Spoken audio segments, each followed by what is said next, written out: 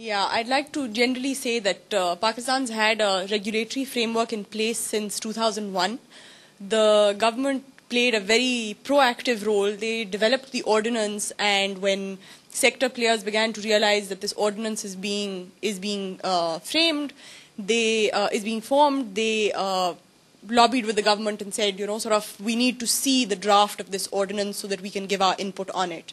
So the PMN is a member network, a network of practitioners, and the practitioners all came together at the network and developed a position paper and submitted that to the government of Pakistan, and a number of their concerns were taken on board. Like we recommended to the government that there should not be interest rate caps, they should not cap the loan size, various things, because they'd defined how large the loan should be and those type of things. So they took all that advice on board, and in 2001 the regulation was passed, and since then about 8 microfinance banks have been established in the country.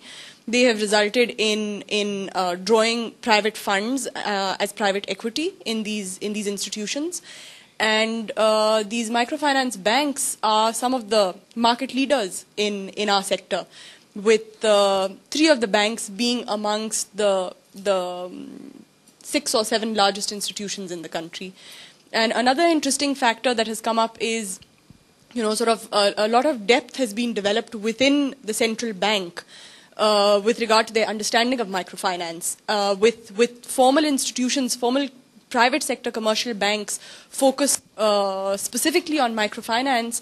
A separate division has been formed within the state bank which deals with microfinance. It's the microfinance division.